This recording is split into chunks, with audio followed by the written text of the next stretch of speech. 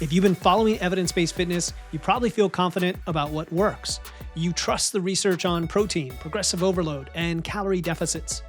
But what if that trust is at least partially misplaced? What if the very foundation of how we evaluate fitness science has important blind spots we often fail to acknowledge? My guest today, the Dr. Eric Helms, reveals why our relationship with research teeters between strong and fragile, how the studies that guide us have limitations that could mislead us if we're unaware, and why the difference between knowledge and understanding determines whether you actually get results. You'll also discover why seemingly obvious truths often crumble under scrutiny, how to navigate the gap between what studies suggest and what works for you personally, and a framework for evaluating fitness knowledge that will better inform your choices in the future. Welcome to Wits and Weights, the show that helps you build a strong, healthy physique using evidence, engineering, and efficiency. I'm your host, Philip Pape, and today I'm joined by the magnanimous Dr. Eric Helms for his third appearance on the show. Eric is a lot of things, so I'm going to narrow it down to just five. A WNBF pro natural bodybuilder. He's senior research fellow at AUT, co-founder of 3D Muscle Journey, co-author of the Muscle and Strength Pyramids, and part of the Mass Research Review team. And I have to say, what I personally appreciate about this gentleman is two things. The first is his ability to bridge the research and the practice so that it's understandable, but also respects the nuance and I'll say self-efficacy or self-determination to personalize the information. And second is he's a kind man. He's generous as a human being. He gives time to platforms like ours, but he also nudges, educates, and role models the fitness industry into something more positive and welcoming. And I think we need more of that. So Eric is the ultimate trust builder. What better man to help us answer the question, how can we trust what we hear, see, and read about fitness research? What are the hidden assumptions and blind spots in evidence-based practice? And why is understanding the philosophy of knowledge itself so important to calling ourselves science-based? That's right, folks. Today is all about epistemology. Eric, welcome back to the show. That was an awesome introduction. I just want to sit and listen to you, but apparently I have to do something on this show. You have to do something. You have to teach us something. And hopefully I don't fall too much over my feet when it comes to philosophy. And I guess it starts with understanding what the heck we're talking about. Like what is epistemology? Is this something that you think about in your sleep? Why should the average, albeit highly intelligent listener care in the context of #science? And are all of you just things I dream about in my sleep? Is that the reality I exist, or is this a simulation? No, it's a great question. And, despite the fact that technically anyone with a PhD has a doctorate in philosophy, we're so far away from that reality in terms of modern science, where we have philosophers who have specific degrees in philosophy who are taught this. And then we have an extreme amount of variability in how much exposure scientists in different fields get to epistemology. So do I think about this in my sleep? Only recently, I think, is the answer to that question. And I would say that sports science, exercise science, and even medical science is relatively young fields, not so much medical science. They have probably focused more on methods than methodology in a lot of the spaces that are relevant to us. Those of us who are interested in, listening to people with PhDs, MDs, RDs, CSCSs, or whatever in the fitness space, health space, nutrition space. We think about where we operate. You've got your kind of top tier science communicator. And by top tier, I'm going to talk about purely from an exposure perspective. You have like your Hubermans, everything on down to us little guys, trying to communicate to very niche audiences, or even just on a one-on-one basis. Someone who's been in the game a while, is a fitness professional, might have gone back to school to get their bachelor's, open their own gym, and they're at the Thanksgiving dinner, and Uncle Tom says something about, hey, tryptophan makes you sleepy, and you go, hey, let's talk about that. So I think this is something that pervades our life, and it's a good problem to have right now because big science is sexy. So there's an increasing interest in science and using science for fitness. At the same time, there's an increasing skepticism. So we have multiple competing things. One is always bad, an anti-intellectual, anti-science movement. There's only slight slivers of me being very generous as to the silver lining there of maybe it enhances skepticism and makes people want to think for themselves. But I think cynicism is a very different thing than skepticism. one bad thing. Another bad thing that's maybe reflective of a good thing, but purely bad, is that you can use science to get very, very popular. And unfortunately, that means that when you approach the pursuit of knowledge from a bottom line capitalist kind of marketing, let me sell you something, let me get something out of this, let me extract something from everyone else, you really need to have some safeguards in place so that it's not a misuse of science to take that wonder and interest people have and then just pull the old rug out from underneath them and have them buy your book or follow some silly protocol. And that interacts with social media and what that rewards, which is controversy, the double take, like the wait, what? Doctors hate him kind of messaging, which often is inherently unscientific or leads you there. And I say there's some safeguards, and I say that at a sense of humility. I make money off the fitness industry. I sell books, I sell a research review, I sell coaching. I think the guardrails in place that are important so you can assess the different people you're interacting with are what exactly are they selling? Is it Dr. Carnivore Tom, who has married himself and his image and his ego and his wallet to a specific protocol? Or is it someone who is selling science communication? That makes it a little easier for me to operate in a space where my inherent biases and need to pay my mortgage don't come at the cost of manipulating my audience. I need to get your attention. I want you to get your information from me, but ultimately what I'm selling you is, does this work? Does this help you be a better practitioner? Does this help you achieve your goals? And does this keep you informed? So, we don't balk at paying universities tuition fees for going to their classes. So we are still operating in a space where there are many conflicts of interest. But at the very least, I think the interest in science and there being a lot of money in it is potentially a good thing, but also manipulated.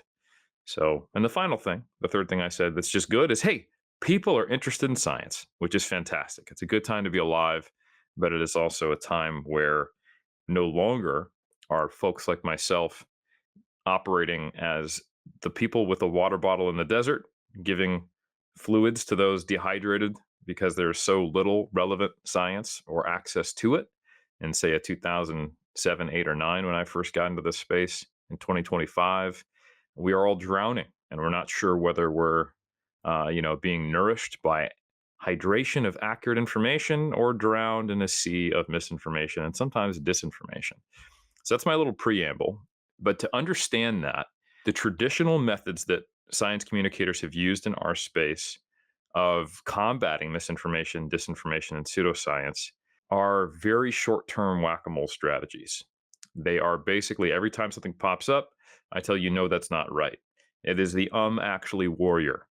And that's tough because you can get blocked, you can just get shouted down, and it's a constant job. It's still an important one, and you do have to do some of it.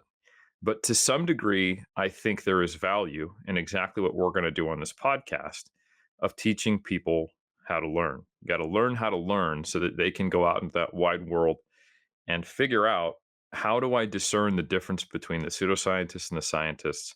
How do I fact check this? And how do I give myself a little more of a robust BS detector so that when they hear something from Eric Helms, they don't just come across someone who's slightly more confident, slightly bigger biceps.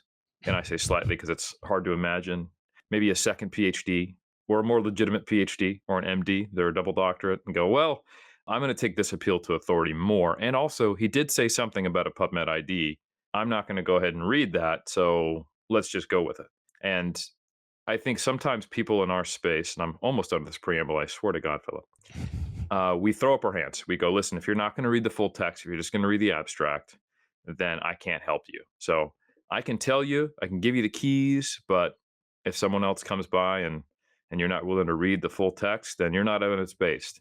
And what I'm going to tell you is that I think with an understanding of just the very basics of the philosophy of science, which is about all that I have anyway, like I said, because I wasn't properly trained as a philosopher, even though I have a PhD, you can identify some red flags and you can identify what should be done when people are constructing knowledge and logical inferences and using research in an appropriate way, to where almost in an interdisciplinary manner, you can gauge who is maybe even not necessarily a bad actor, but just a misinformed actor, Because, like I said, there are plenty of actual scientists who are not well informed on this, who make errors and become more victim to their own biases and then go on to inadvertently pass on misinformation.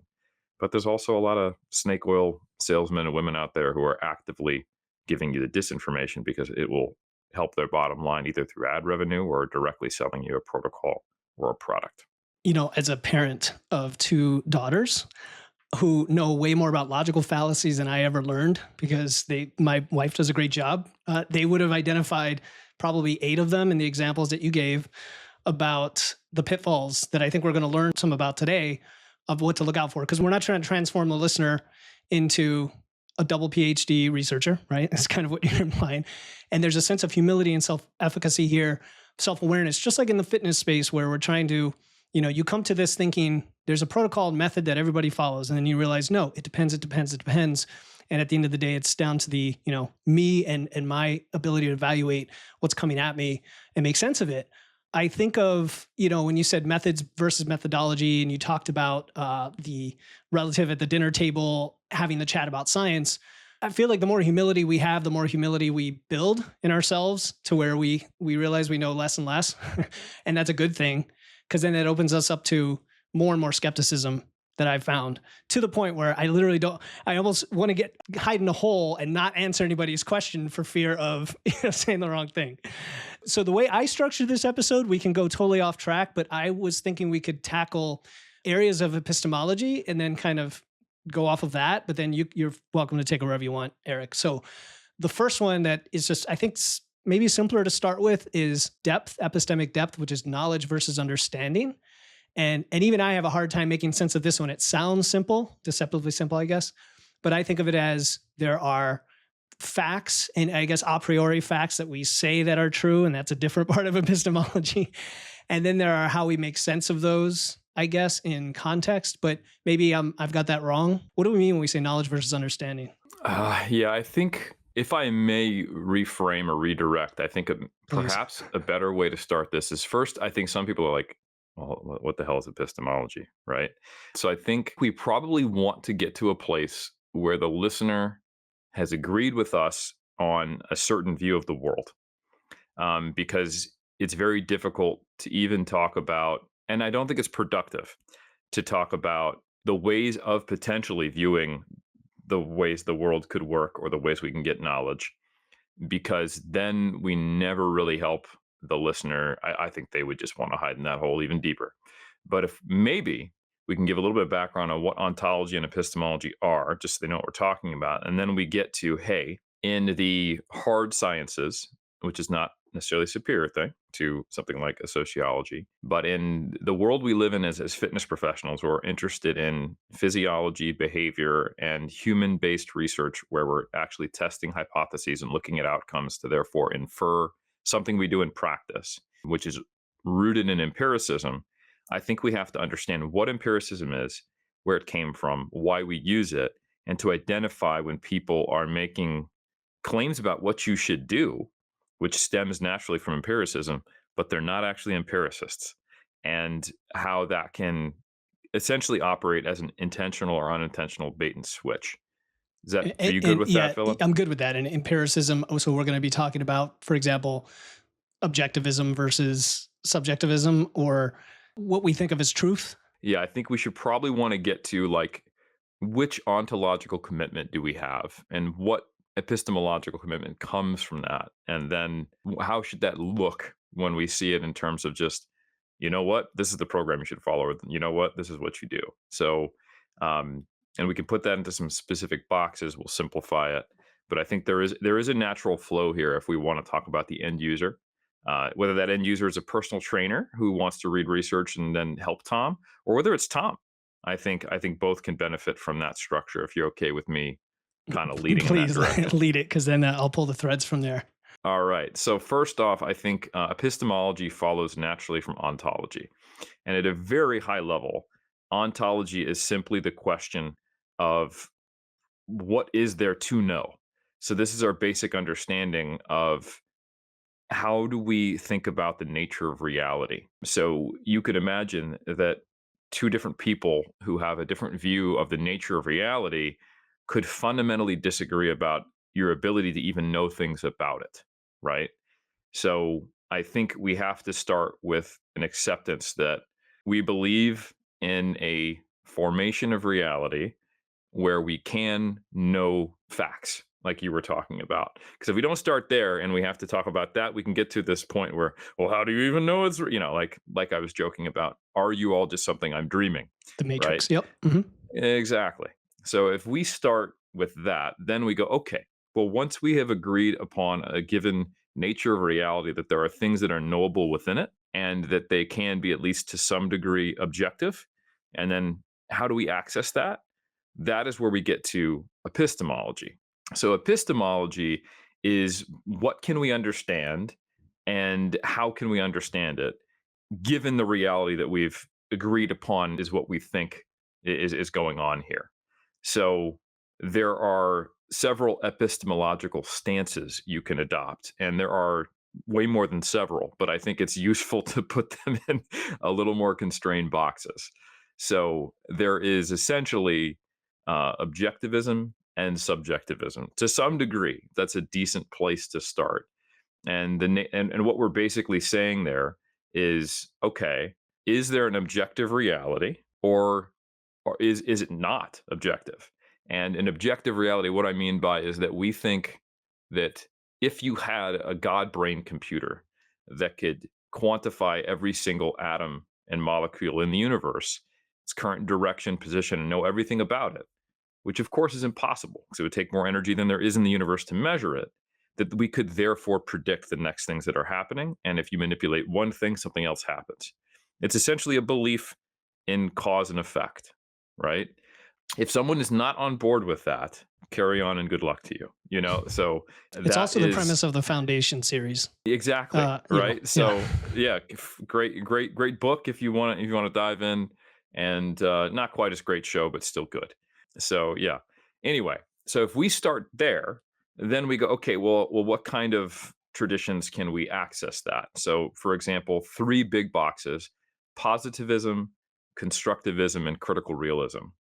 And those people, you might have heard of those, but positivism is kind of your pretty hard line objectivist approach to saying the world consists of real things and that we can gain objective knowledge about it, without a whole lot of like caveats to it.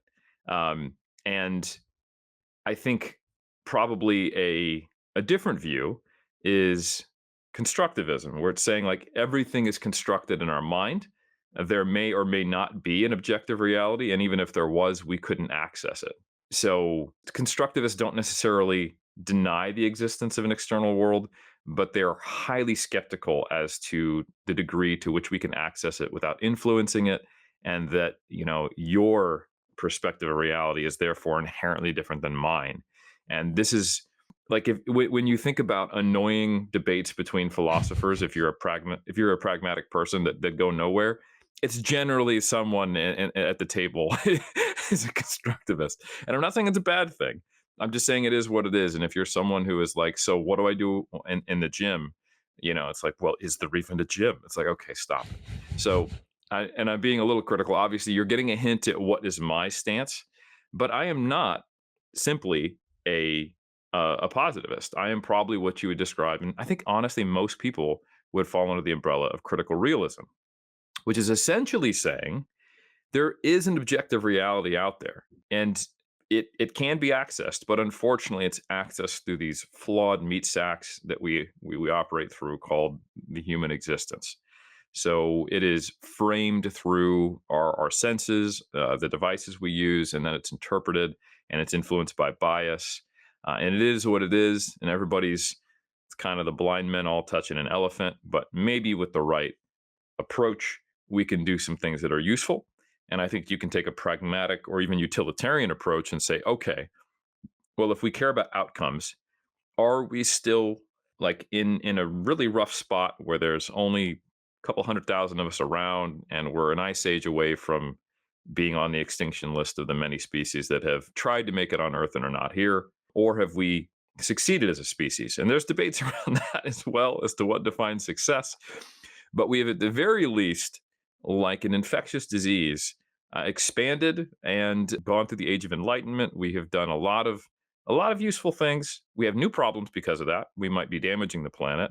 We might be making future generations have some new problems. But as a survival machine, we're in a much better spot than we are now than we were hundreds of thousands of years ago. So you could say, hey, we've developed combustion, we've developed the circuit, we have electricity, all this good stuff. We have modern healthcare. We're at the point now where people have more complexity in their phone than NASA had when it sent us to the moon, more complexity than the initial Cold War missile system that was controlled by a supercomputer and even like a Gen 2 smartphone by a hundredfold, right? So that's where we're at. We're at the point now where people are so disconnected from the level of advancement we have that they've actually regressed. And now people, because they don't even understand it, they're like, well, the world's probably flat. And I'm going to go ahead and type that on Facebook because I can't actually tell with my own eyes that the world is round. And they don't realize that the timestamp when they post it on Facebook is actually using non-Newtonian physics to use GPS tracking data to know where you are and the actual time you're at, not the wrong time because we're still operating with just pure Newtonian physics. So there's an irony in just our existence as humans. So that is what we need to get to first, Philip. There's an objective reality, and most people, probably whether they realize it or not, especially in our space, are critical realists. And we're saying, yes, we all have different interpretations and ability to access it and interpret it, but there are probably some systems we should use to determine what to do in this objective reality and to get facts from it, if you will. And that is where we get to the tradition of what we would describe as empiricism, which is the empirical study of testing hypotheses. So we form a hypothesis. We say, hey, I think this is the way it operates. And we attempt to falsify it, which is a whole other discussion. So how do you like that as an intro? That was a great intro. I had a lot of thoughts, but I'll just hit on a couple. When you got into critical realism, two things came to mind. One is a conversation my wife and I have had a lot over the dinner table of like, how do we know what red is red, right? How do we know that red is red? Never mind color blindness, right? But we think of objectivism, like we all understand that is red. What we're seeing there, that apple is red. But what do you see and what do I see? And because of the human meat sacks we are in interpretation and sensory input and all that, can you ever prove it? And that's where then my mind goes, well, what are the objective things outside of us, like wavelengths of light, right? And frequencies and reflection and things like that. And that definitely intrigues me because when we talk about nutrition science or fitness, a lot of times I think people make it about right or wrong in the context of individuals' responses as opposed to outside the individual, what doesn't change versus what changes once the individual meat sack gets into the feedback loop, so to speak. The other thing I thought about when you said you're talking about how we regressed, but we've advanced a lot as a civilization. Again, I have similar conversations with people of were we better off as tribal pre-agricultural, human beings or not? But there's a podcast called How to Change the World. It just came out recently by Sam Harris, a guy I know personally. And Eric, I think you'd love that.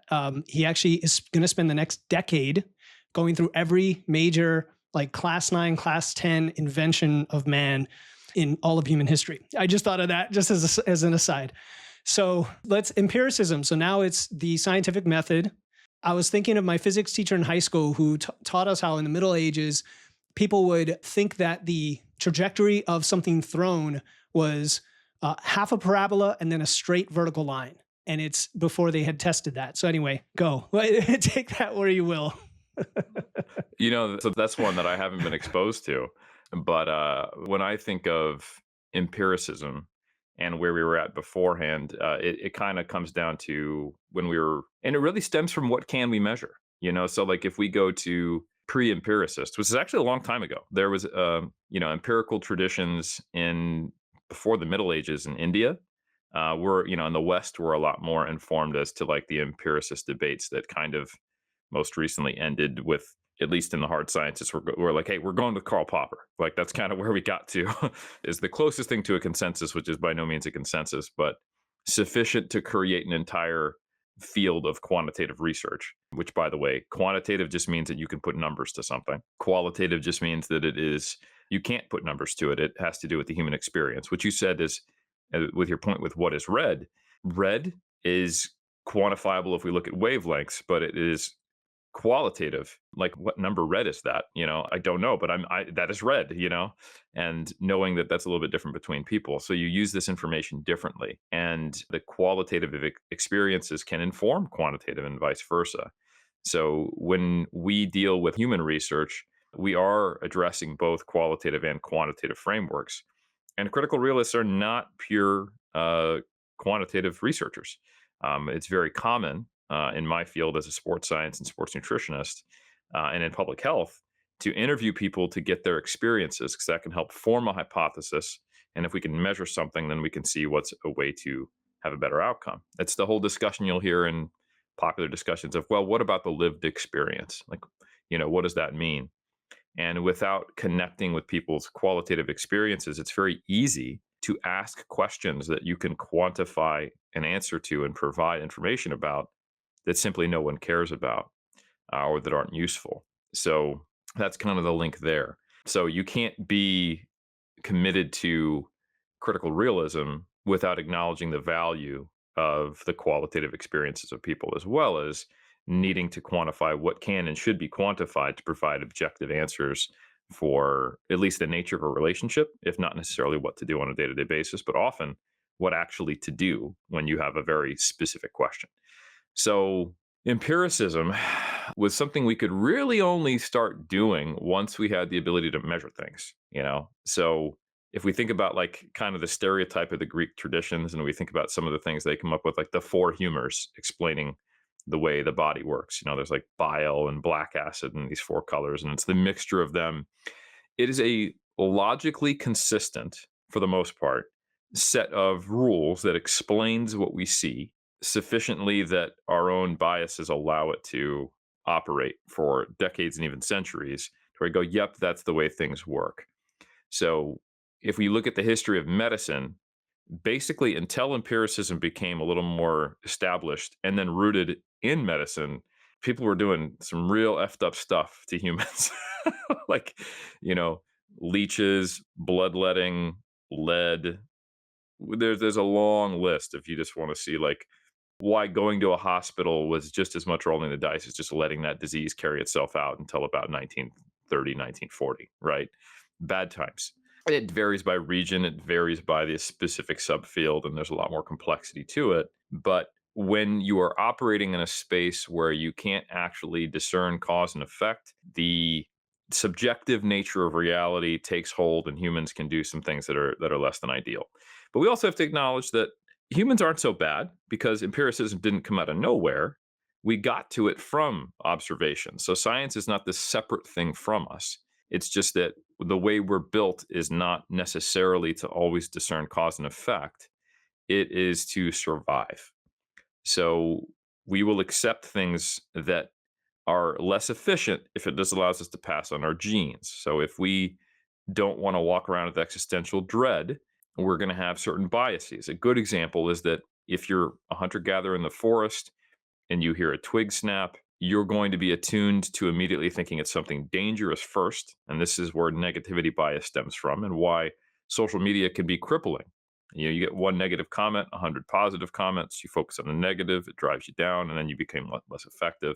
Social media makes you depressed, even though you get 99 positive comments. I may or may not resemble that as an example. Another example is, we need to have the motivation, have the motive to do things and progress our human existence.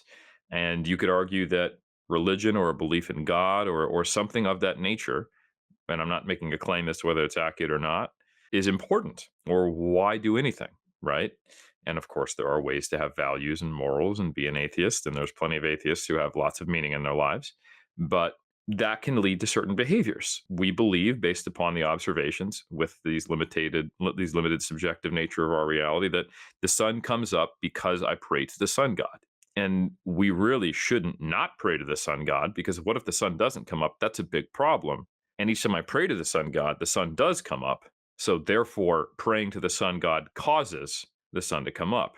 So there's a lot of muddying, So this is before an understanding of something like a control group or a placebo. Not that you could have a placebo prayer, placebo sun, or placebo sun god, but you get my point. So some of the reason why we had thousands of years of pre-empiricism and kind of forming these rationalist logical constructions that they're internally consistent and they sound legit based upon what you observe. So we often attach ourselves to them, but they're in fact false, is why we need empiricism. And the most prescient example, I would say, that is used if we skip ahead to Karl Popper is the claim that was present in Europe that all swans are white, right? So this was just an objective truth. And, you know, we have this in society now in very like simple terms. Like there's stuff that we just agree upon is true and we never question it. And some of these are like just fitness myths, I heard blank. I'm like, of course we do that. And you're not supposed to question it.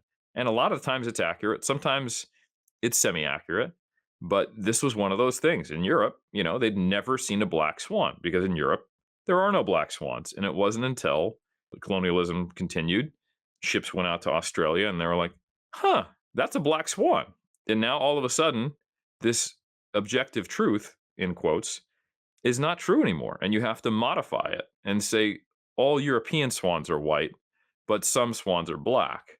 And this is, comes to the fundamentals of logic, which I don't think we need to necessarily go through. But it does go, all right, we can't just have these baseline agreed upon truths. Well, the best thing we can do instead of trying to prove things is try to falsify things. And this is basically the idea of, well, I'm going to set up a hypothesis. I'm going to say, I think all swans are white. And then I need to form different experiments or different tests of this hypothesis to try to falsify it. And that's why we use weird language in science, why we say, like, if you ever go through a The master's null degree or a hypothesis or PhD, something. Yeah. exactly. Yeah. Like, Yeah. why can't we just say this is better than that or these things are the same? Well, we didn't test that. And there's actually a different statistical model. So the statistics we use generally in most science that people are trying to apply is based upon the idea that we're trying to falsify a hypothesis. And the terminology of a hypothesis and a theory differs from what we use colloquially. When we say theory, we think, I got a theory. And it's basically like a hot take. But the theory of gravity is a little more than a hot take. And we can test that right now. I just dropped a little earphone thing I was playing with. It still is fell to the ground. So, Newton's doing all right. Theory of gravity is still holding up. And that's because attempts at falsifying it have all failed. So a theory is basically a hypothesis that has survived multiple attempts at falsification. It's moved from being a model to an accepted theory. So things like the theory of evolution, the theory of gravity, and even in qualitative research, there are theories of behavior change. And there are theories that are quite useful, which you can then go and empirically test, and you start to slightly modify these models. So that's kind of where we get to. And can I add in there, the theory thing is fascinating because there's also the general versus specific theories, right? Like you mentioned gravity. Einstein found that gravity didn't hold under all circumstances when you go to the level of galaxies or planets, right? But it didn't falsify that it held at the level of Earth, kind of like the white swan, and that white swans in that one area was the truth for that area. But in reality, it wasn't the bigger truth. And so then he had to refine it. I think that's fascinating because that's where we can do what you mentioned at the very beginning in your opening, I'll say monologue, was the practical nature of applying the fitness research to our lives has to have a constraint, right? Yes. We have to have that special theory of fitness relativity for our lives. So that came up. And great example. Yeah. If you don't mind, just to bolster you, and then I'll shut up. Okay, no, sure. Newtonian physics was great until we started trying to leave the gravity well, right? And we started noticing, like, well, hold on, why are these? We're trying to put stuff in orbit, and we're missing, or it's not working out, and we're not realizing that there's a time delay, and so special relativity became a necessity once like you're operating at NASA. The difference between NASA and you and I trying to help Tom, though, is that the lowest like educated person in the room has a master's degree in mechanical engineering, you know. So, but for us, it's everybody. Like everyone is interested in health and fitness. So it's very challenging to provide a level of, baseline kind of knowledge and education that doesn't go over the head or it's not unnecessary. And I know we've already lost a lot of people, but hopefully there's enough trainers who can pass this on and maybe do a better job than I at simplifying it I know further. Tony is listening. Tony, you're still listening. Thank you, Tony. So, so yeah, like I think essentially what I'm getting at is that some scientific fields are fully encapsulated within the halls of science, and it's experts talking to each other and trying to figure out how to do things better for a specific purpose, like putting a satellite into geosynchronous orbit. And other times we deal with the very frustrating reality where we've spent 10 years educating ourselves on how to study humans and come to objective truth, and someone who is, they have a high school education and has been duped by a cult of personality who sounds sciencey is on the tip of Mount Dunning or Mount Kruger, and they're like, nah. And you're like, oh, God damn it. And we have things like, people being unwilling to get vaccinated and having a child die despite their best efforts and think they're doing the right thing. And that's the modern world we live in. And it's really tough. So just put that out there. Yeah, that's true. And you mentioned the amount of information, and then now that layer on top of that AI, which itself is built on misinformation and to some extent of how it's trained. And so I will get every day somebody saying, I've been listening to your podcast for, 300 episodes, but then I asked Gemini XYZ and they said something different. Like, okay, what do I do with that? Good conversation starter. But you mentioned the other thing you talked about was the history of this. Now, I guess my question to you, when you analyze the history of the scientific method and empiricism, is there a long stretch of time? And again, I think the Western world with the Middle Ages, which weren't as dark as people make it out to be. There's a lot of innovation happening.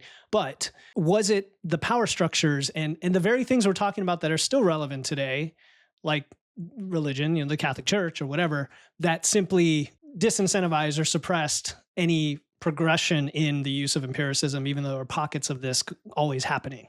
This is happening constantly. And even in people who, and in fact, I would say it's in all of us. For example, I would say generally people who are left leaning in Western cultures are pro science, but they are also tend to be people who trend towards activism and motivated use of science. So, and it is starting with a conclusion because you're seeing a population in need. And I'm not making a claim of whether this is good or bad, but we go, this group is struggling in this way. I want to assist, and I think we need to do this. And this can result in the motivated, biased interpretation of research. So, for example, if you take some of the more extreme proponents, and as a fitness example, at health at every size, you can interpret some of the data in such a way that you could make a seemingly consistent claim, if you cherry pick, that body fat is not causative for at high levels of, or even predictive of health issues. And you can claim that it is a correlation, it's a marker, but it is other things. And the real issue is stigma. And it's not that stigma is not an issue. And it's not that at certain body fat levels, the association is weak, but they will deny that there is a less than 1% chance if you have a given person plucked from a population with a BMI over 35 that they will be metabolically healthy, and that there is actually a contributory role of adipose tissue, especially visceral fat, leading to that. And that motivated reasoning comes from a great place of trying to make the medical space better and more kind to people who are living in large bodies due to no fault of their own, through a combination of genetics, how they're raised, and the changing society that makes moving unnecessary, which dysregulates, our hunger and our metabolism, and provides us with a constant supply of high palatable, easily to consume foods that are affordable, which is exactly what our human bodies are engineered to get. And when we look at primates in captivity, they slowly gain weight too. And we're not sitting here claiming, orangutans are lacking the willpower to be good people, right? So I think that's an example where even in groups that self identify as science forward and science open, we have desires. We are operating in this critical realism space where we want change. And as soon as you want to do something subjective with objective information, it goes through a lens of interpretation, and there's no way around it, even if the intentions are great. I come to the table with thinking science is positive. I want people to use this.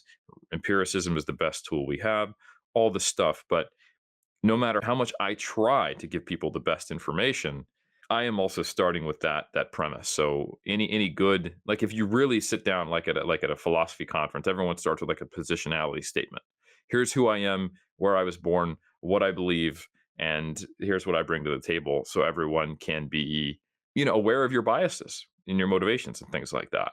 So the degree to which I think you want to spend time on that is questionable in different contexts, but I think it's important to understand that, because then we don't just go, oh well, the Dark Ages, blah blah blah blah blah blah blah, or the Catholic Church, or systems of oppression, or what have you. Like you can even see in, like, for example, communist regimes in China, the idea of, hey, we're just going with science, but oh, these scientists who have any beliefs related to religion, we're actually going to kill them, and we essentially create a similar level of fervent zealotry and lack of questioning around the state. So, yeah, we are objective and we're not dealing with this silly religion stuff that has ruined, society. Look at the Catholic Church, but the science needs to support the state, and it's the same problem just through another medium. And so I think starting with a conclusion or starting with an understanding of the world that you accept without being willing to question it is the issue, but it's also kind of the natural state of humanity if they don't align themselves towards empiricism. So that is what you see in some pockets of the fitness industry now. I have a quote unquote model, not a scientific model, but I have a certain sets of truths that I've come to accept, which I may even have formed based upon cherry picked data. And that leads me to a conclusion. And if anything that conflicts with that conclusion, I question that data, I question the people who did it, and I apply a higher level of skepticism to that rather than questioning the model. And then that's confounded by the fact that I am now selling you something. I have identified a belief or identity related to it. Dr. Carnivore Tom, for example. I'm part of an in group, and or I have just so deep down the rabbit hole because I got exposed to a certain way of viewing things. And sometimes we don't realize that the person who exposed you to this information, they're not empiricists, even if you are. But the people who still kind of align themselves with empiricism, who just don't realize that the person they've learned from is not, can find a way out. A really good common example, I think, for both of our age groups and time we've spent in the industry is people who get exposed to Gary Taubes.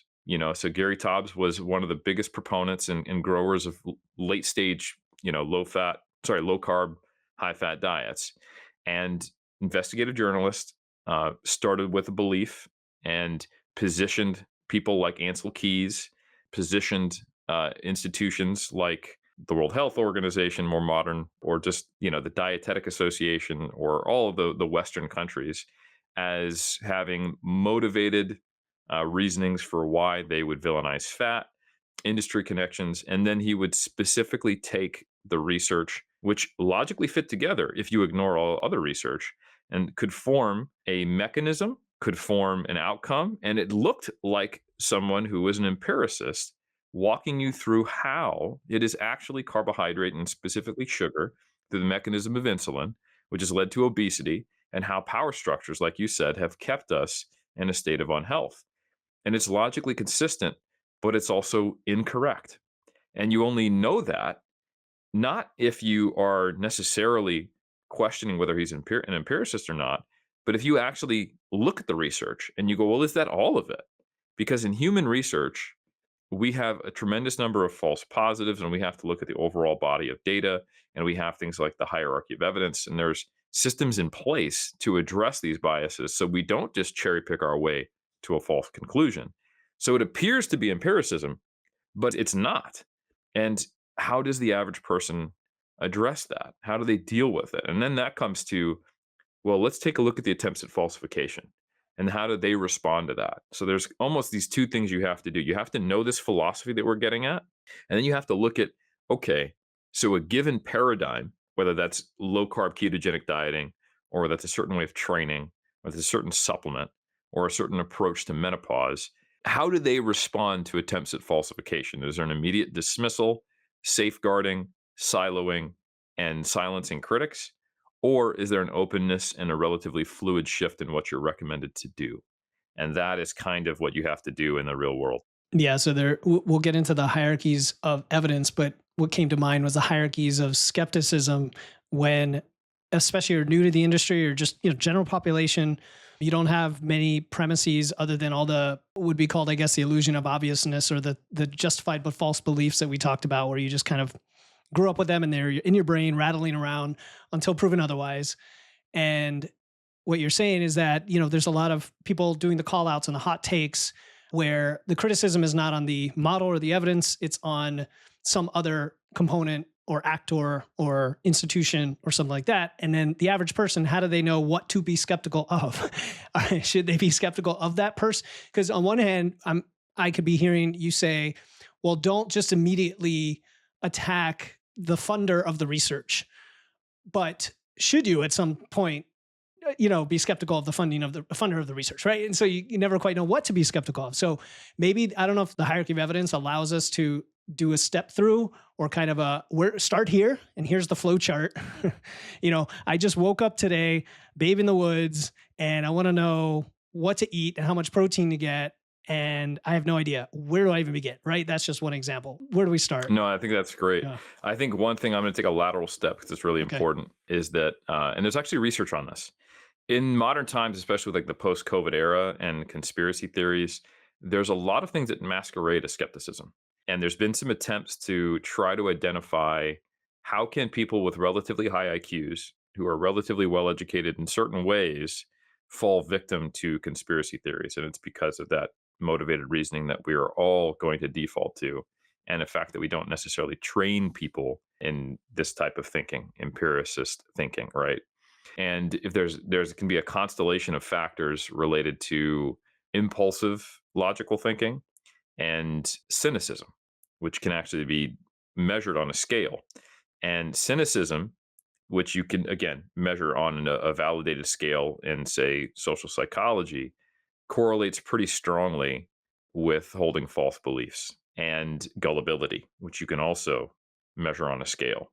Now, cynicism, from a scientific kind of definition perspective, is when instead of questioning the information or questioning whether there's an issue with logic, you jump to making inferences about the source of it, the person, and essentially you poison the well.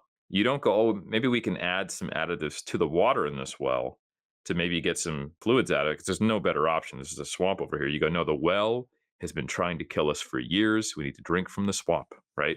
Which leads to problems. And maybe the well is a better option than the swamp because the swamp, oh, I don't know, it's a swamp.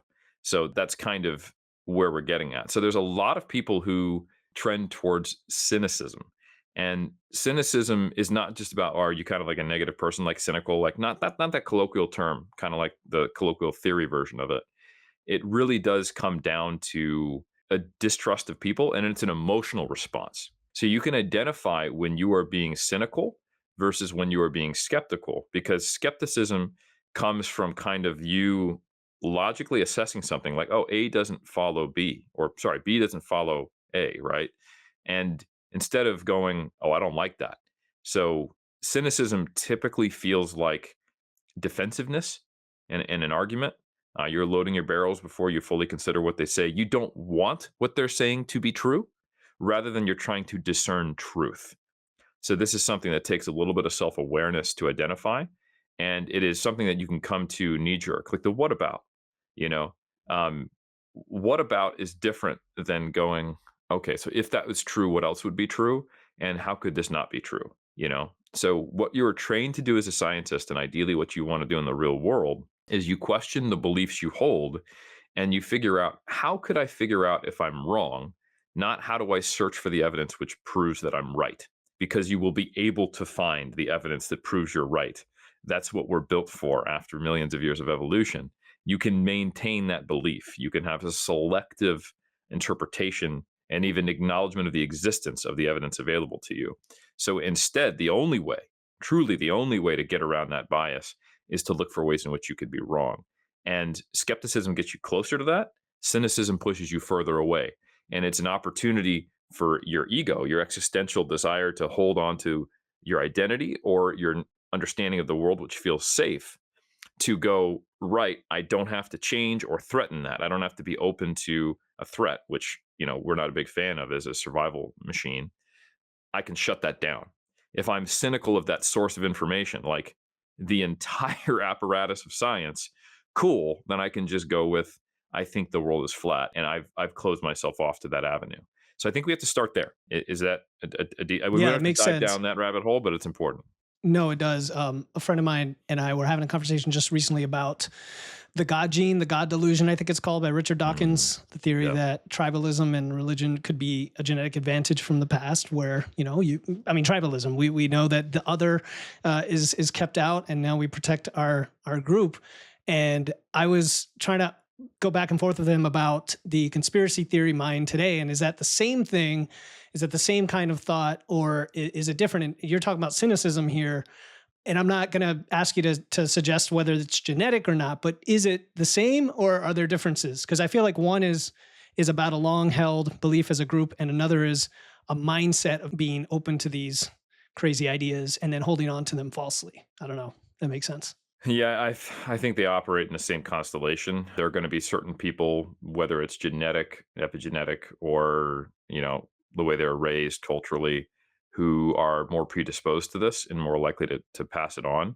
And then you get kind of a groupthink, socio-cultural thing that kind of expands it, and it can impact the whole society. But you do have to ask the question: is why are some people who are raised in a cult hook, line, sinker? They're down, they're all about it, and they will never question that belief, and other people go the complete opposite direction. You can meet just as many atheists who were raised fundamentalist, insert religion, to people who were raised atheists. And there are atheists who have never questioned their atheism, and there are atheists who have then become religious. So that's why we have to kind of just go with empiricism, because if one of those, they both can't be true. And if you can start with a truth and move further away from it, then we can't trust our human senses fully without a system, which is kind of links back to, okay, so what systems do we have in place? Well, within empiricism, we have the hierarchy of evidence, which is a useful heuristic and model. But like all heuristics and models, it is a shortcut. That's the definition of a heuristic. And all models are wrong, but some are useful. And in most cases, the hierarchy of evidence is useful. And that is the simple understanding that empirical designs, which allow us to infer causation, X causes Y, are at the top of the pyramid. And then because there is human variation and all the issues with sampling and the need to get a precise estimate from a population from a smaller group, which is the statistics that we talked about earlier, getting a whole bunch of designs of research that are based upon causation together and reviewing them in a systematic manner, and maybe even statistically a meta-analysis or a systematic review respectively, sits at the top of the hierarchy. So I can find a randomized controlled trial that typically in our fields are too small, that has done all the things we need that we've alluded to, like having a control group and having a placebo group. So we know that the inference of expectation, or not the inference, sorry, the influence of expectation, that effect is less than the actual change from the intervention. And also that just the normal variation in a group doing nothing, and that change is also smaller than the intervention. If we got an RCT with only 10 people in each of those groups, just by random chance, there's a decent possibility that it's either wholly misrepresenting the directionality of the effect of the intervention, or it's showing no effect or too strong of an effect, or it's overestimating the magnitude. But if I can take 10 of these 10 sample size RCTs, combine them together appropriately, and I could either kind of vote counting style do a systematic review and say, hey, in 8 cases there was null effects, 1 there was positive, 1 there was negative. There's probably nothing going on here. Or hey, in 7 cases there was null, 3 cases there was positive. This is probably a legit thing that's only showing up sometimes. So we can expect a small to trivial true positive effect from this intervention, or a more robust way of doing it, where we account for things like the variability within study, the hierarchical nested nature of data, and double counting if you're getting two samples from the same thing. We do a properly done meta analysis, and we can actually get a standardized mean difference. We can have some weighted controls for the individual strength of each study in the meta analysis. And you see some of these cool plots that we see where we get this little diamond. And this is why, with a well done meta analysis, and this is something I can see the echoes of not understanding these things happen all the time on social media. So just today, I posted in collaboration with the Sports Nutrition Association, part of me giving a lecture on a meta regression that we published on protein. And someone said, "Oh, yeah, great. A meta regression on a bunch of poorly designed studies. Isn't that just amplifying the poorly designed studies that, like, basically you throw garbage in and it makes it more garbagey?" And that's a fundamental misunderstanding of an effectively done meta regression. Because the reality is that you can look at 90% of studies on moderate versus high protein intakes, and you will see a null. Doesn't seem to make a difference for the outcome of interest, fat free mass change, fat mass change. But there are no studies, to my knowledge, which find a significant difference favoring. Actually, there was one study I'm aware of out of quite literally hundreds and hundreds, maybe 1,000 now, that has found lower protein provides some type of statistically significant advantage for body composition change. And maybe about 8 to 10% of studies find a positive significant effect for higher protein. And if you do a proper analysis of all those studies combined, and you essentially give yourself the same power of a really high N RCT, it tells you, hey, there's a legitimate but very small positive effect from a high protein diet that you need 2,000, 1,000, 2,500 participants across, 60, 70 studies to detect. So should we be spending a lot of time quibbling over 1.4 versus 1.8 grams per kilogram of protein? No, it depends on the context, but generally no, if we're talking to Tom at Thanksgiving. If we're talking to a young Ronnie Coleman trying to turn pro, maybe a different answer. But, or if I'm deciding what I'm going to do, 2 weeks out from me getting on stage in Taiwan, potentially different answer. But that's the context we're talking about. But the fundamental misunderstanding there is this rejection of the evidence hierarchy because of not understanding how the evidence within the hierarchy operates, not understanding that a meta regression doesn't inflate error, it reduces it and it enhances precision and deals with uncertainty if it's done right. But Yeah, not all meta it's like a regressions are filter. done right. Yeah, yeah. Yeah, I always Exactly. think of it as like a filter or a sieve or whatever. But yeah, before we continue, actually, first of all, how long do you have? I got another half an hour for you. Does that sound Okay. good? Yeah, it sounds good. So when people think of these studies, you just said the 1.5 versus 1.8, it may make the difference to someone who's optimizing.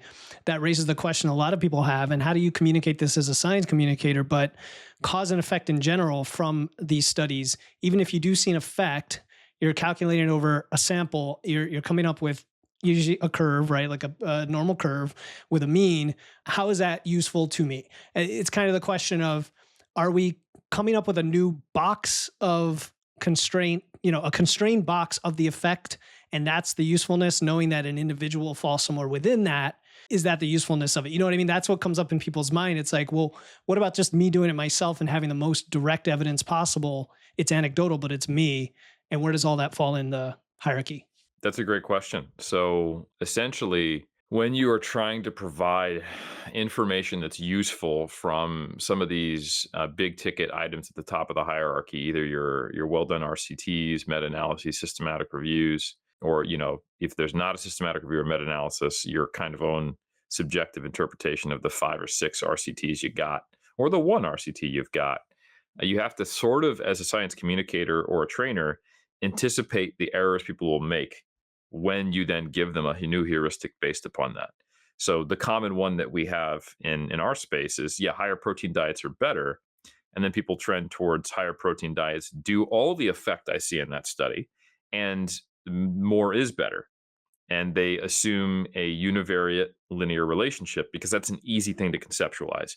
More protein, if I go from zero point 0.4 to zero point 0.8, that's the same thing as going from 0.8 to 1.2. That's the same thing for going 1.2 to 1.6. The same thing for going 1.6 to 2, all the way up to I'm eating 400 grams of protein, right? And it's better for these things. So if I have an issue, the answer is increased protein. So without thinking about your baseline or where you're at, you tell me you're hungry, you're not getting the gains you want, or you're losing too much muscle mass in your diet, try adding 50 grams of protein. And that's always going to be the same. When in reality, there are points along that curve where that line gets less certain, flat lines, and it becomes an increasing barrier and friction to real world application and just having really smelly farts and pissing off the people around you, right? And thinking about, okay, well, what's the cost? Because if I pull one lever, it impacts other things in the real world. And that directly connects us to the benefit and the shortfalls of anecdotal information. So when I do a meta regression, we have done statistics to isolate the effect and the relationship of protein on the other variable. So we can actually quantify the degree of heterogeneity and influence of other variables. And we might say something like, here's another good example, like the effect of volume, right? There's a great meta regression that's out right now by Pellin and colleagues, and we're looking at over 1,000 people. And you can say, hey, we see an 8% increase in hypertrophy over a typical study length when you're doing, 15 to 25 sets, right? But that's not saying that volume is causing the entirety of that 8%, right? If you took that same person doing that amount of volume and you said, well, I'm going to knock out your genes that allow you to turn on mTOR, they're probably not going to get 8% growth. They may not get any growth. They may get smaller, right? Or we go, hey, guess what? You're not allowed to sleep. And when I say that out loud to you, you go, well, of course, I know that. But when you look at that graph and it tells you a very simple thing and it says this growth, that volume, your monkey brain wants to go, well, I'm doing 15 to 25 sets. I'm not going to do less than that. It's less growth. But we don't think about those interacting variables. And that's in the construct of a study where we isolated cause and effect. But it's cause and effect is not like as simple as it is in physics, where if I tap that pen, the pen's going to move. That pen is in a storm and I've tapped it and it's going to get like explodes in the number of different vectors and impacts that it has and decelerations, accelerations. And that is true in human research all the time. So it's a contributing factor to the overall constellation of things that impact us. So when we step away from that, we're still in that harsh reality, but now we don't have the ability to identify independent effects. Now, from anecdotally, you're going, well, I don't need science to tell me this. When I ate more protein, I looked better, I gained more strength, I lost more weight. But what else happened when you ate more protein? And how often do we have people come to us who create a false association? Because we're association machines, or we wouldn't be here today. That twig, probably a tiger. Well, it wasn't a tiger, but if you didn't think it was a tiger and you didn't associate twig snapping with danger, the tiger would eat you and you don't get to pass on your genes. So we're getting better and better at falsely associating twig snapping with tigers because it's good enough to get the tribe alive today to talk on a podcast, right? So what that means is that I get people I had a guy come up to me when I was in London and he goes, hey man, like every time I take protein, my elbow starts to hurt. I've been thinking about going off protein powder. And this is a guy who's a high level calisthenics athlete. Looks incredible. Like, he could take his shirt off in any locker room and be like, okay, what bodybuilding program are you on? And he's like, I don't lift weights, but he starts taking protein at certain times. What motivates the decision for him to start taking protein? I'm getting serious about my training. I need to get my protein up. I'm cutting right now. I'm going through a higher volume block. My sleep's a little disrupted. It's being used as I come to talk to him, probably in more in a prophylactic manner at times when he's pushing the envelope. Now he's associating it with the thing he's paying attention to. I got this new protein. I've heard things about the supplement industry. I operate in a relatively skeptical place, maybe a bit of a naturalist fallacy. Should I be focusing on real food? Man, elbows hurting every morning or every afternoon. I'm chucking this powder in here. Is that hurting my elbow? And we see like the entire traditions of reality and life built upon that, right? So I think it's important to understand that you will associate things that you draw attention to. Like you could, like I just as likely if we think, like I can't think of a mechanism of why protein powder hurt his elbow, right? But he doesn't know that. He hasn't thought through those things. And if I presented him with, hey, when's the last time you changed your toothpaste out? And he's like, actually, same time period as me taking this protein powder. I'm like, well, do you know about all the additives in your toothpaste? It's like, no. And you look at the back of it. What's on there? Oh my God, what is this? What's fluoride? I don't know. Maybe you should Google fluoride. Google fluoride and health risks. Like, oh shit, it's my toothpaste. And it was neither one, right? So that is the issue with anecdotes. And even well done anecdotes, which is essentially just everything on the hierarchy of evidence below randomized controlled trial, prospective cohort studies, epidemiological research. Now we don't throw those out. That's the cynic sneaking in. We acknowledge that really, really well controlled, well observed, anecdotes are essentially the most of science. We can't always do an RCT on something, and we definitely can't meta-analyze it.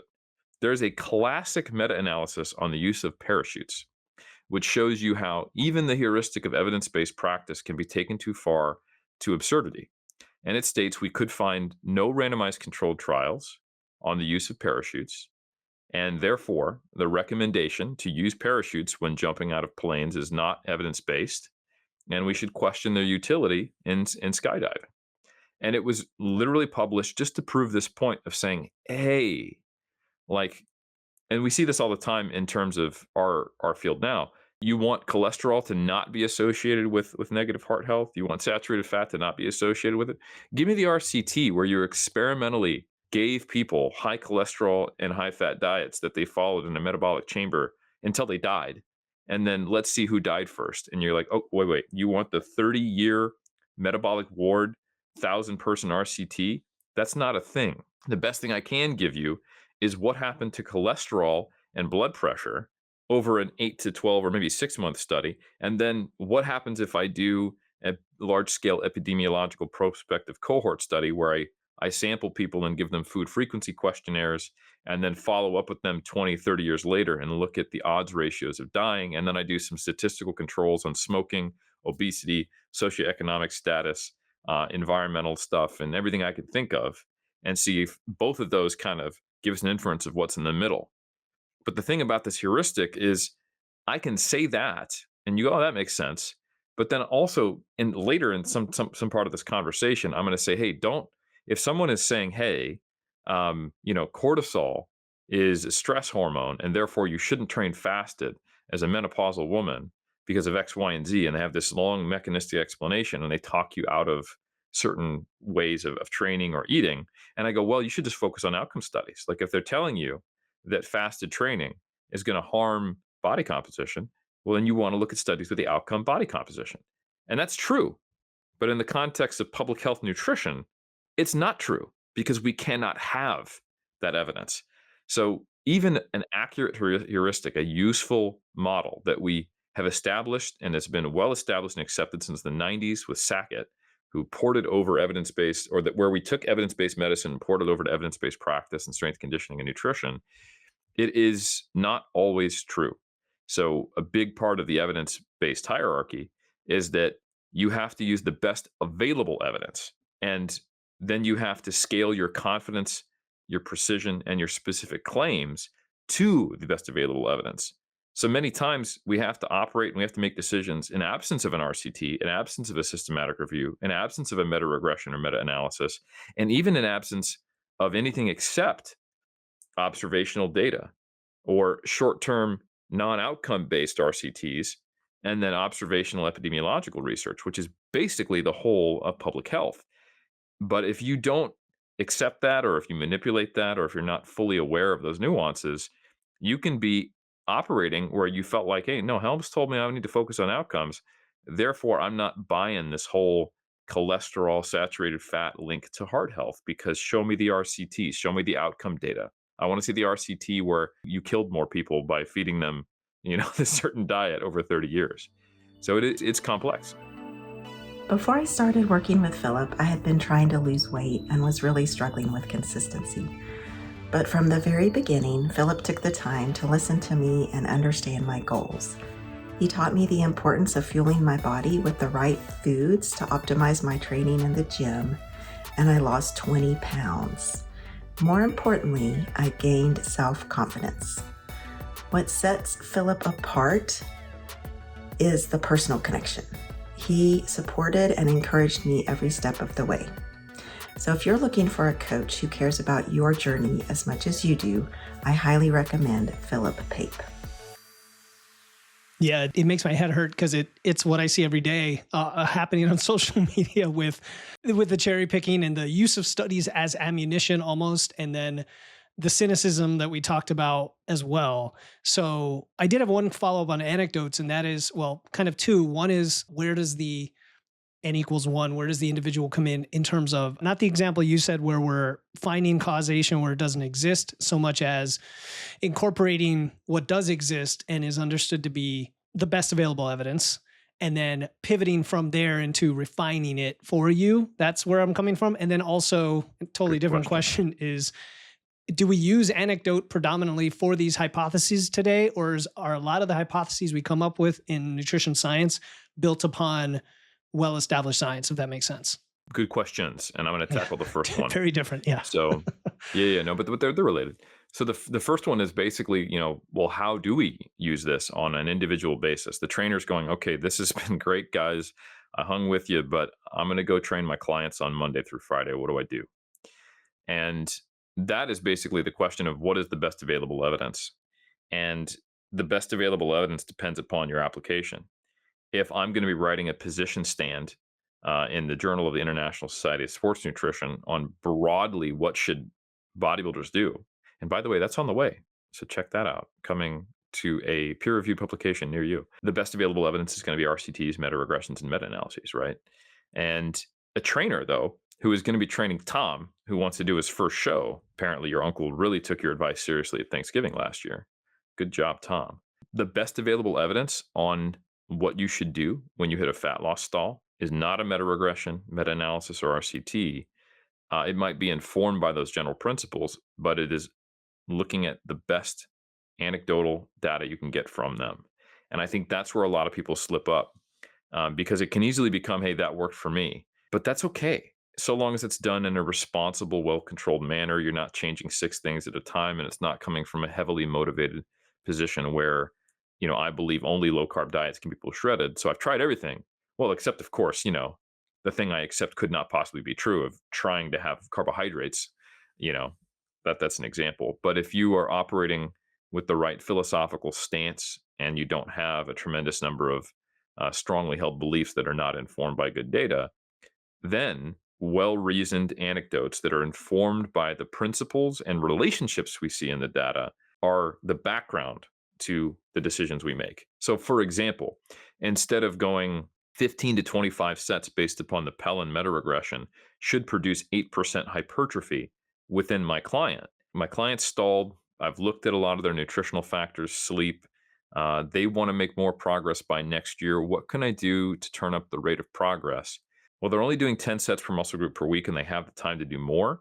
They're in a moderate level of efficiency. I know from the Pellin meta-regression that there's diminishing returns. You lose efficiency the higher volume you do, but you get something back. So long as they can recover from it, they like it, they're not getting joint pain, and they can maintain the same proximity to failure and exercise selection like they do in those studies because they've got a controlled lab environment, I can increase the dose and maybe get marginally faster gains. Let's try that. Not, I'm going to expect to go from 6% to 8%, and that all of my clients should be on 15 to 25 sets, right? So that is the type of thing is you understand the general relationship of volume to hypertrophy with all of the context, and then you apply that in the situation. But then here's the critical piece. You have to accept that if it doesn't work, or it does work, better or worse than would be represented by that meta-regression, that both of those things can be true in the same reality. And you don't have to figure out why. And you can't. And that's a tough thing for people who like science because that's not what we want. We want concrete answers. We want math to work.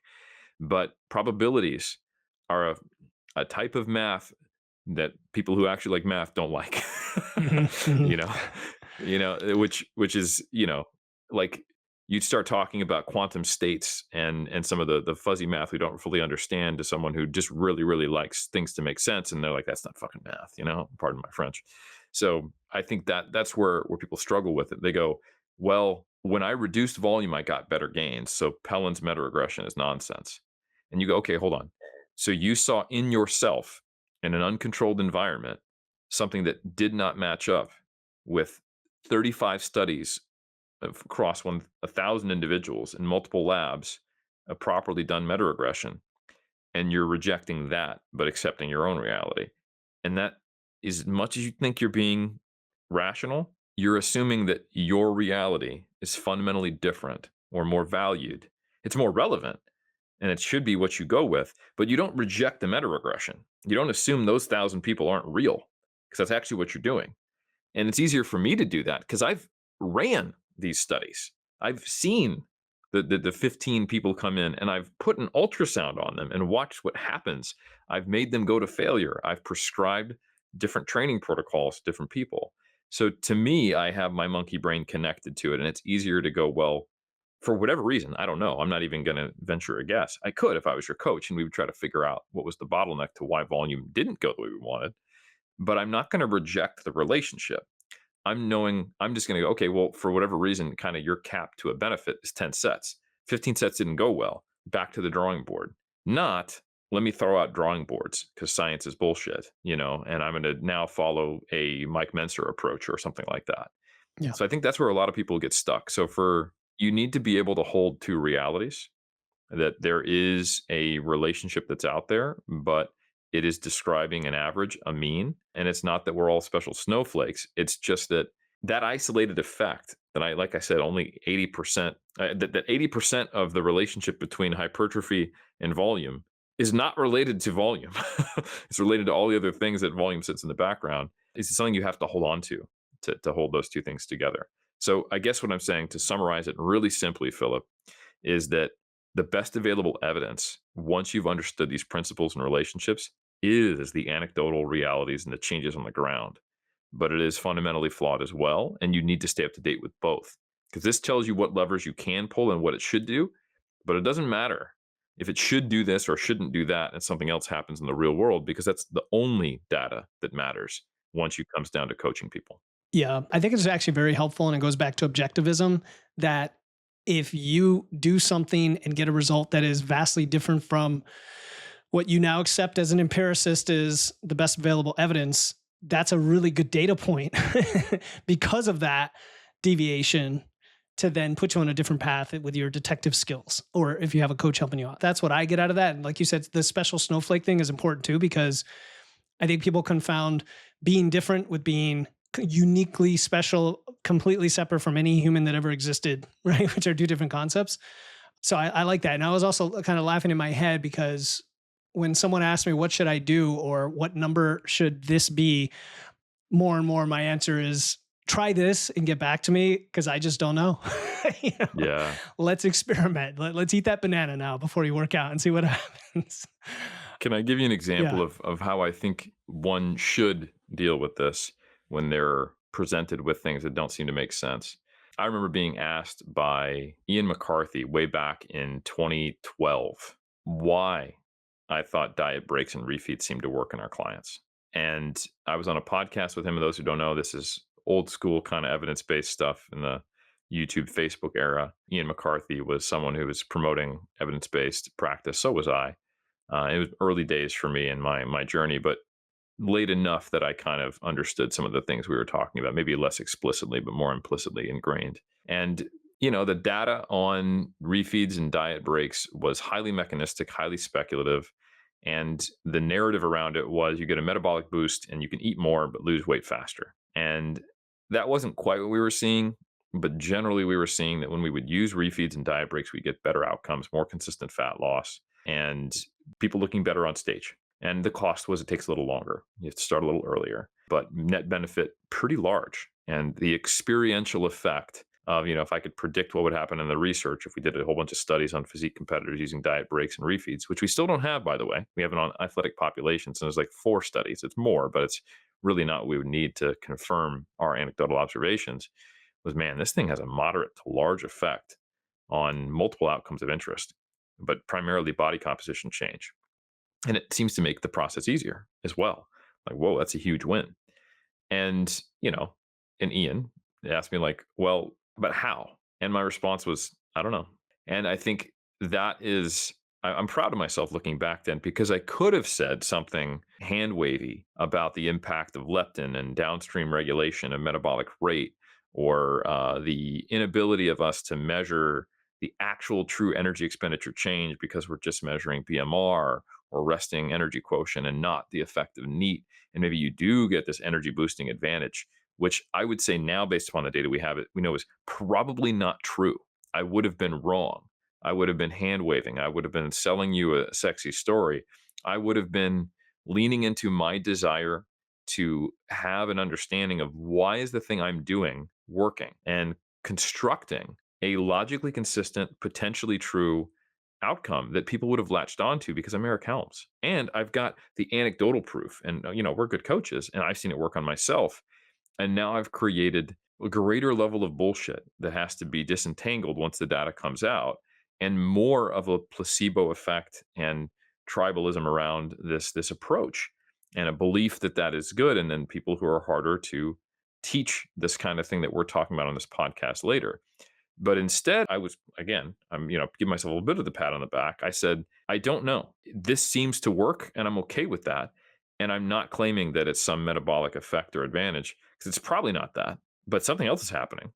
But just because we haven't measured it yet doesn't mean it doesn't exist, which is where the tendency, the logical fallacy that empiricists can lean towards, is a desire to have answers. And I think you have to lean into a willingness to accept that science creates more questions. We do get answers along the way. So don't, like, just throw your hands up. But we shouldn't try, like, when you read discussion sections, it's a lot of speculation. And that's fine. It's great, because this now answers your second question. How often does research stem from anecdotal practice or other research? It's a good mix of both. And it depends upon, where that study came from and the line of research that presupposes it. And ideally, it should be informed by both. A lot of the PhD students that I work with here at AUT, the study design we have looks to investigate what's being done in the field. And this is specific to the sports science of physique, sport, and bodybuilding, as well as comb the literature. So, for example, I have a student, shout out to Takahiro Itagaki from Japan, who is looking into proxies for hypertrophy, because it's really hard to study every single muscle, every single combination of exercises to figure out, well, what's the best exercise I should choose for hamstring hypertrophy in the context of a bodybuilder and a full 5-day program, yada, yada, yada, yada, right? We got some head-to-heads of a seated leg curl versus a lying leg curl and RDL versus this, but just imagine how many variables we'd have to layer to empirically get to, from first principles, the best exercise selection. Give me 100 years, we'll be 10% there if we had $1 million a year. Not going to happen. So what do? Well, we can comb the literature and see which principles exist related to resistance profiles and muscle lengths, which we can get some generalizable principles. But we should also probably sit down with top bodybuilding coaches who have some epistemic commitment to science, like maybe they had a bachelor's degree in exercise science and a proven track record and experience in the field, and do something like a Delphi survey, which is where you take experts on a given topic and you try to find a consensus to certain percentage. And that can give you some hypothesis generation. Or you can do a focus group, qualitative interviews about people's subjective thoughts on something. Or you can even get quantitative survey data. Hey, what exercises do bodybuilders use? Is there differences between the pro and amateur level, and say wellness versus bikini? Because, they have different, categorical requirements per the judging criteria to grow different parts of their legs, glutes versus quads and glutes. Are their natural selection and kind of raw, if you will, capitalistic nature of performance, where the cream rises to the crop? Are there some success leaves clues types of anecdotes we can get from that? Are all top bikini competitors doing specific glute exercises?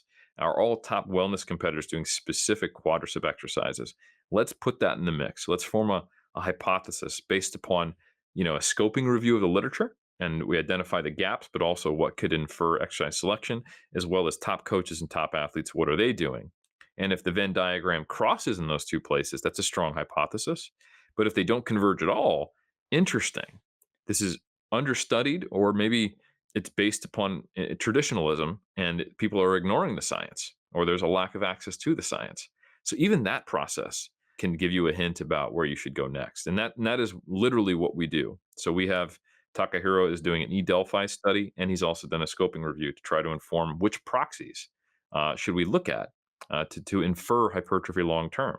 How are coaches telling, before the hypertrophy has actually occurred, whether or not an exercise is effective? It's based on the pump, the subjective soreness, the what, do they have any access to technologies that have become cheap enough and miniaturized enough where they're confident that they are giving something useful, like a Moxie data or velocity or what have you, versus what can we do in the lab that might be useful in an applied setting, but maybe not for practitioners? And then what do we look at? Well, thanks for taking us behind the scenes, because that was really enlightening as to how this all closes into a loop. I think a lot of people think the studies are done in a vacuum, or the hypotheses come out of thin air. They're just, there's a lot of thought behind this. And you just touched on all the principles we addressed today, not only the ontology, but combining the qualitative and the human and the anecdotal elements into this in a very systematic way, and even using proxies and things like that to make it practical and getting a faster path to something, this year as opposed to a century from now. All good stuff.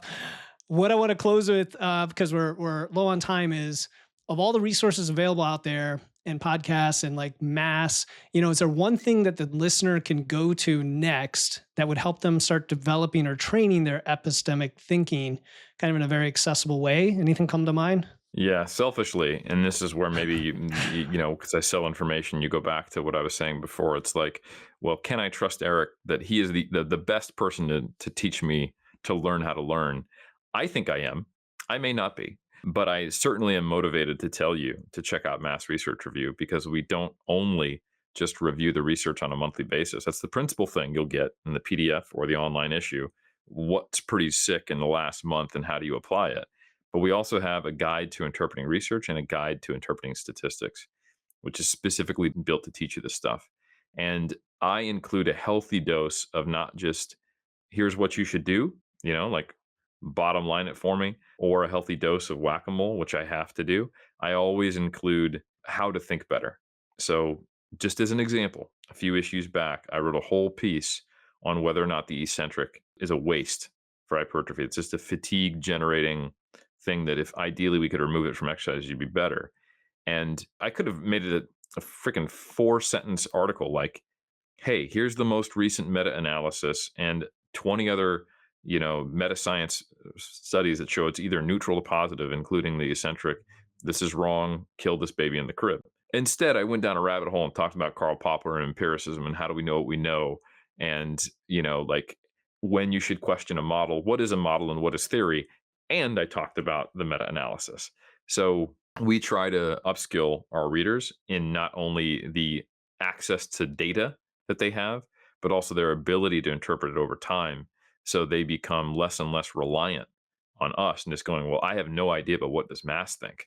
They go, I think Mass would probably think this.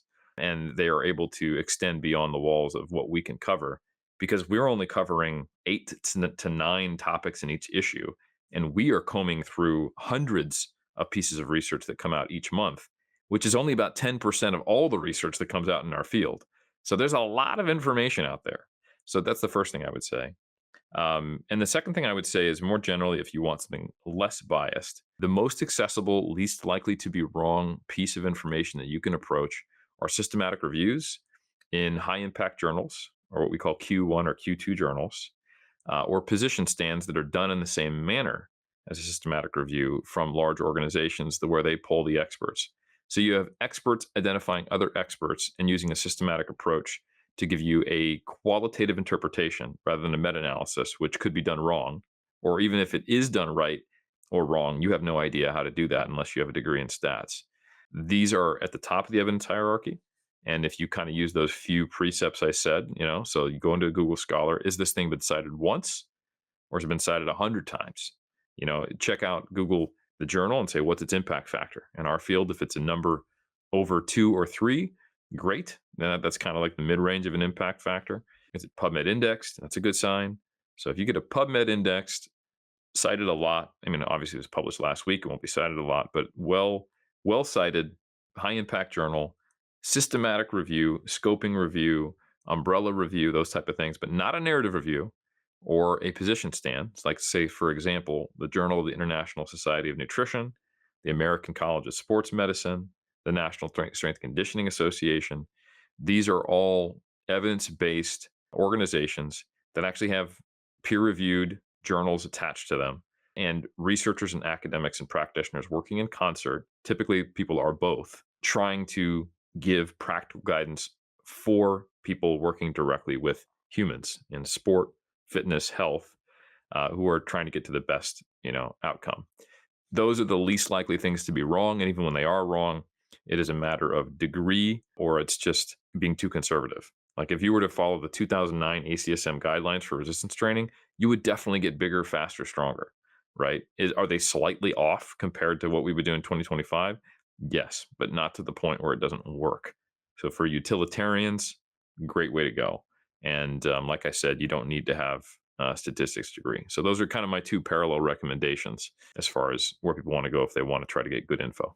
Cool. All right. And on the second recommendation, after we edit the podcast, I'm going to extract that in some instructions so people can see that in the show notes. And then for Mass, go subscribe. I've been a subscriber for a while. I actually became a subscriber when I was a student briefly at UPenn, taking a positive psychology certification, and I was able to get the student rate. So I'm locked in, but you can get the full rate or the student rate at Mass. It's one of the first things I read every time. And yeah, you're going to get a lot of the flavor of what you saw here. This is so much fun, man. I like nerding out no matter what, even if it is one person left. And I know there's a lot of guys listening and ladies listening still. So we're going to throw in those links. Is there anything else you want to send people to, or are we good there? I think we're good there. I just want to say, thank you for hosting what could be a very confusing or dry conversation, but hopefully we delivered it in a way that is engaging enough for the deep thinkers, and they can go out and spread the good word, maybe in a more simple terms than we did. That's a goal. And everybody who listens to this is a deep thinker, Eric, right? Everybody listening is a deep thinker. All right, man. Well, thanks so much again for coming on Wits and Weights for the third time, and have a great day, man. My pleasure. Back at you.